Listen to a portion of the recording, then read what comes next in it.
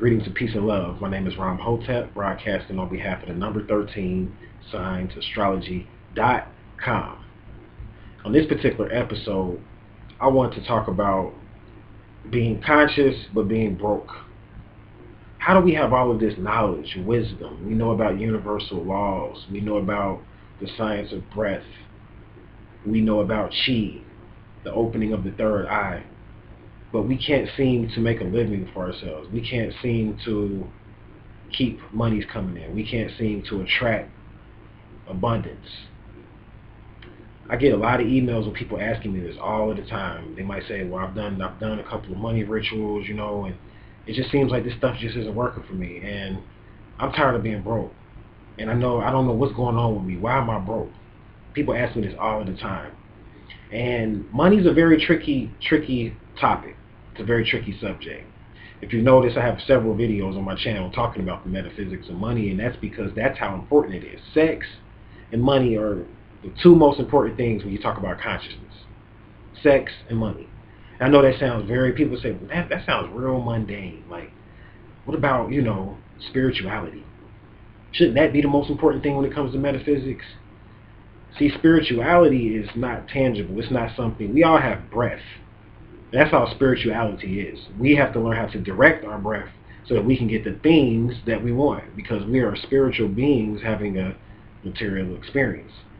So it's about learning how to use the spirit to get the things that you want. That's true spirituality. And in religion, money is not really talked about. I mean, in many different religions, it's not even really talked about a lot of times in the metaphysical communities.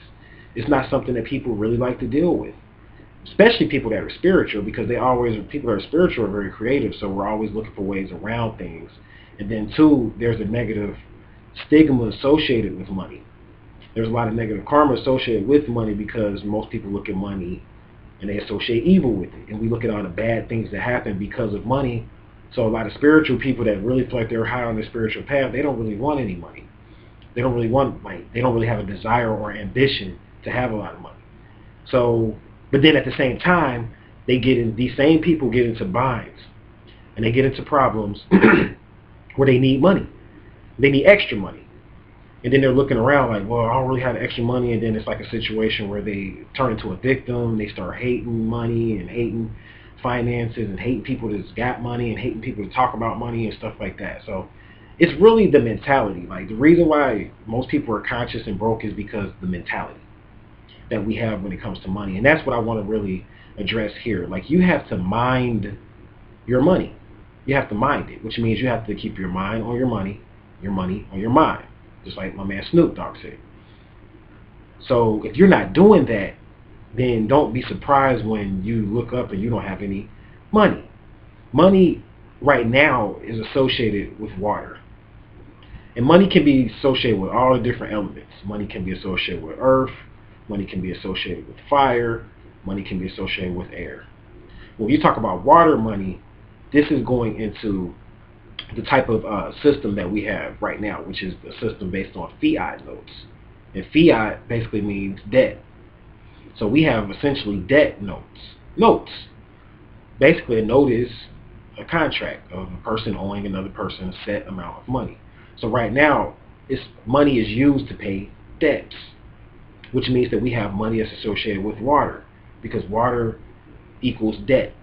You hear many people, they associate different terms that would be associated with water and money. For instance, you might hear a person say, I'm just trying to keep my head above water. Like, I'm trying to stay functional, I'm trying not to be broke. Or you might hear a person that call money currency, because water travels in a current. Or you might hear a person call money cash flow, because water flows.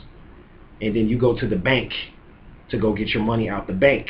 And water, you have water banks. You have river banks. Parts of the river where water stores up at. It's a bank. So you have different terms that are associated with water and associated with maritime law and associated with doing business on the seas. And you could take those same terms and put them on debt money and fiat money. And this is because of the fact of how you have to study the origins of money and how money got to this state. See, at one time, money would have been associated with earth. And people that are really into this whole thing, like, I don't want to be in the Matrix, and I just want to get out, and basically, like, I don't want to have to deal with none of this money, and I just want to live off the land. If you really, truly are into that, you need to go back to the earth aspect of money, the earth part of money. There's earth money. Earth money is when you barter. See, when you have things, really money is all about things at the end of the day.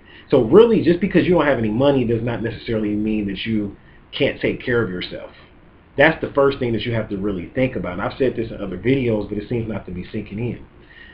See, I'm going to get into it a little bit later, but people have karma when it comes to money a lot of times, especially the water aspect of money because of the energy that's associated with it. So if you want to get out of the whole energy of debt, you don't want to owe nobody nothing, because we know debt is slavery. I've heard that. So some people are like, I don't want to owe nobody nothing. I don't want nobody to owe me nothing. If you want to be like that, the best thing to do is to get into the earth aspect of money. This is called like earth magic. So you want to learn how to barter. You're going to have to learn how to grow your food. You're going to have to learn how to make a lot of stuff, because of the fact that you don't want to deal with money. So that means you don't want to really tap into the global economy. See, the global economy right now is based off of the water element of money and the air element of money. And I'll cover both of those. But if you want out of that, you need to stay on the land. Keep your feet on the land, or go into shallow waters. But don't go in too deep when it comes to money, because you're the type of person, you don't want to deal with the matrix, period. You don't have anything to do with money. You don't have anything to do with banking. You just want to basically live off the land. If you want to do that, you're going to have to go to a country where first you can get some land, because many countries you can't even own land.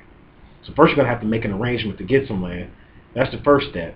Then you're going to have to learn how to create your clothes and your food.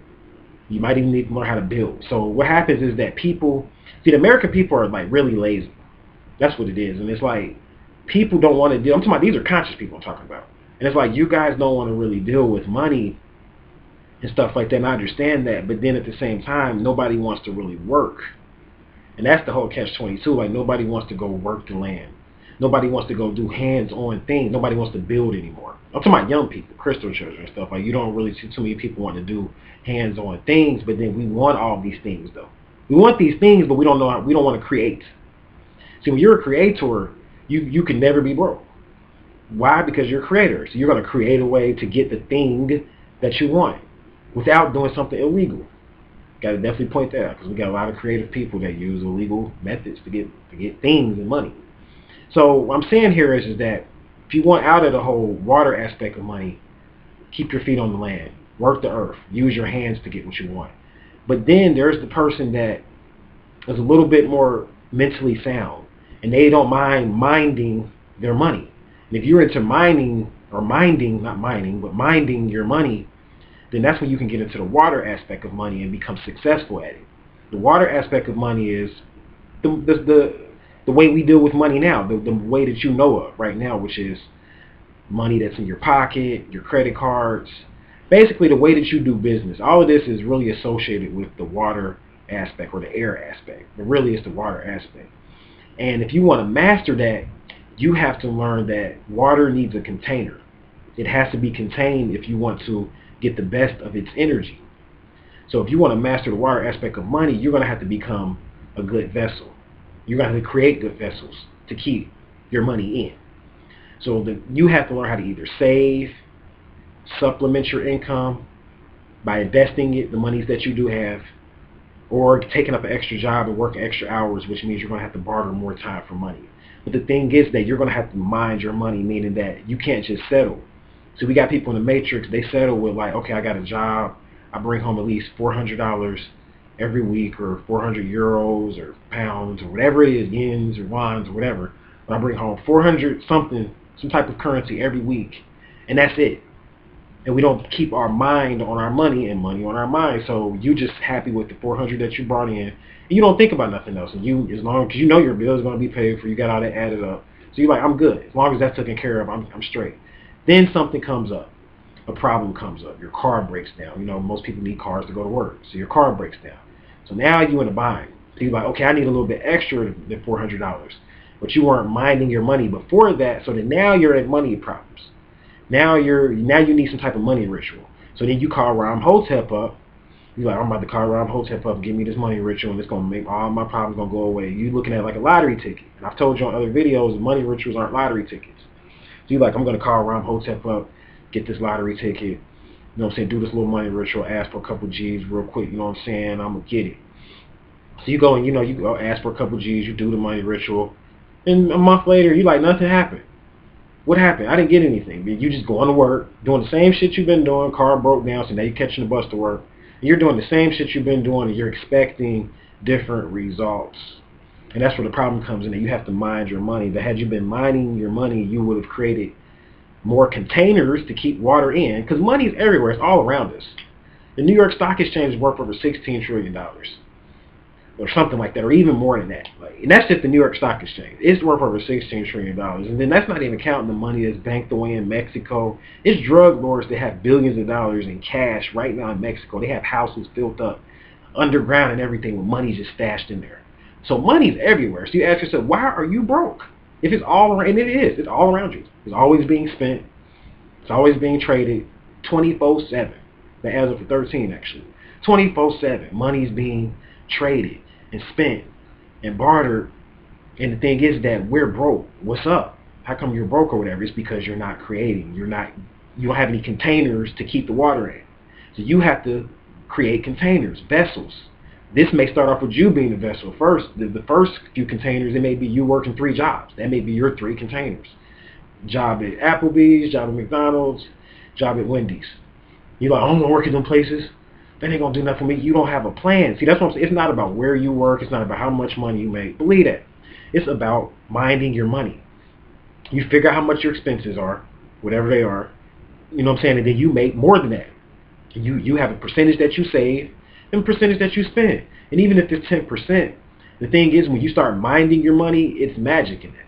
So what I'm telling you may sound very linear. It may sound very kind of like, average advice that your grandfather or somebody give you. Like your grandfather will tell you, well, if you want more money, boy, you need to go get you another extra job, or you need to start saving some of your checks. I'm telling you that, but I'm going to tell you something that Grandpa probably didn't know, but it still worked for him, and it probably happened for him.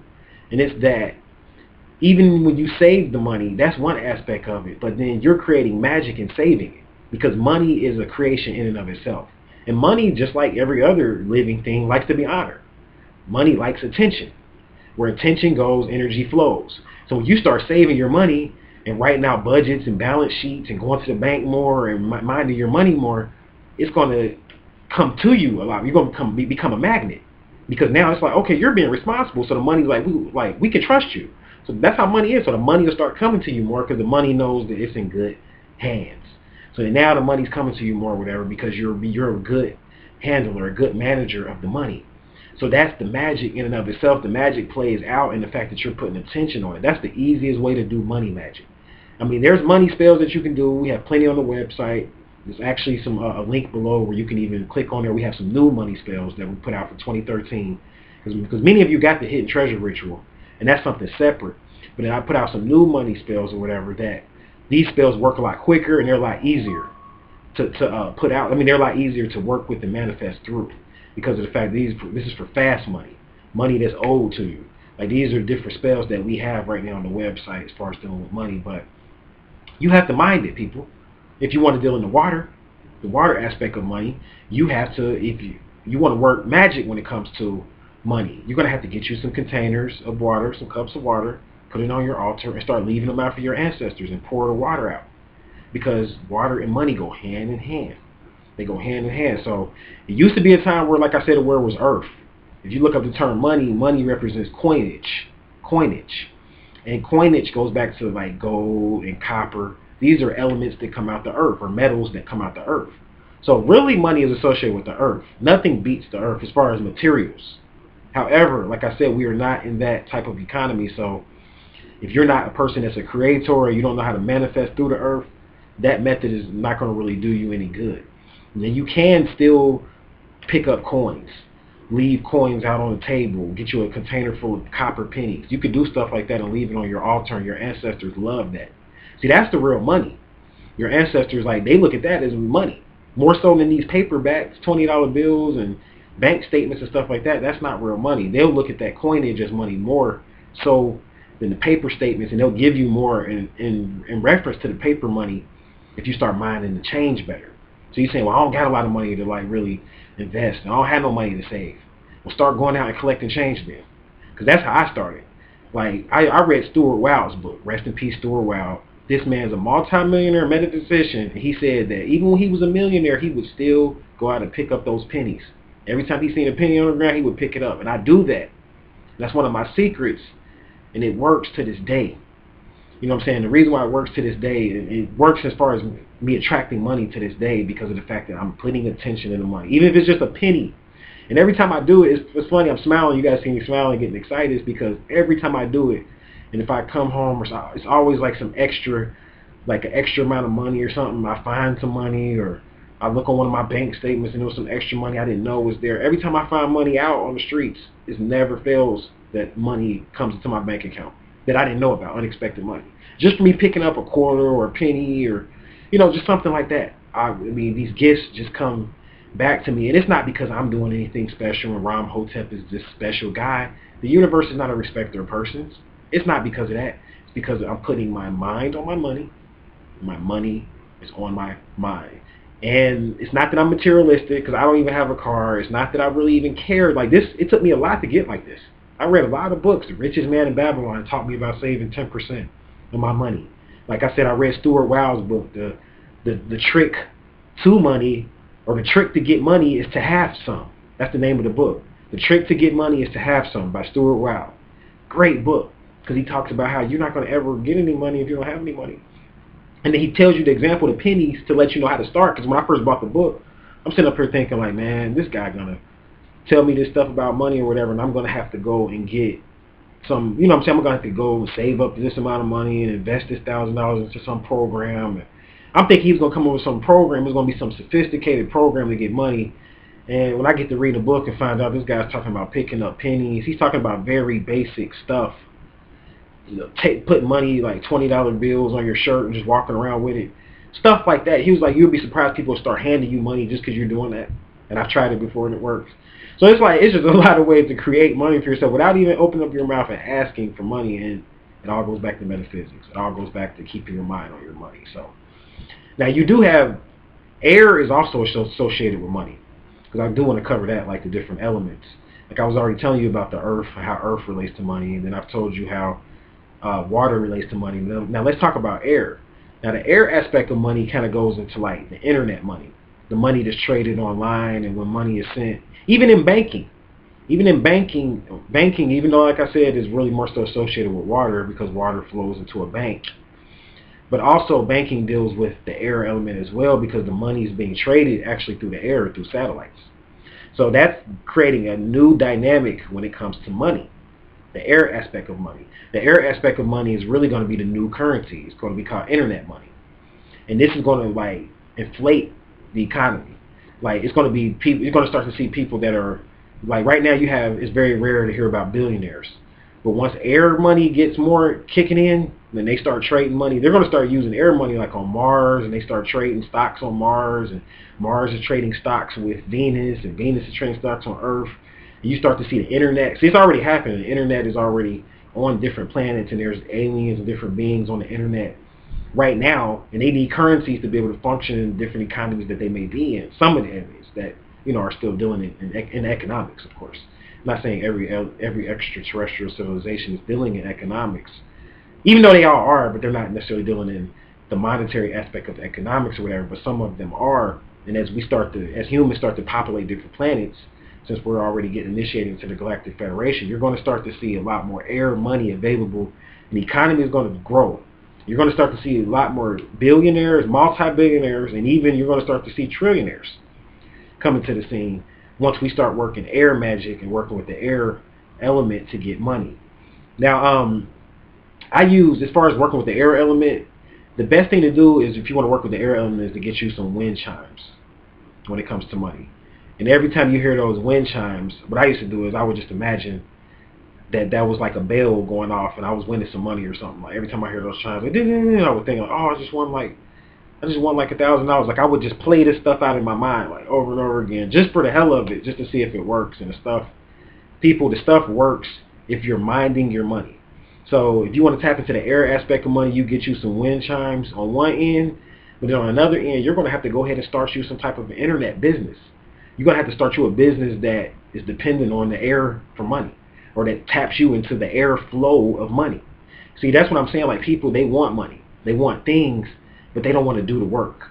They don't want to put the energy into it to get the results back. So what I mean by that is that it's not enough to just do an air ritual and get some wind chimes and listen to the wind chimes go off and imagine yourself as a millionaire every time that happens. That's cool, but it's not enough.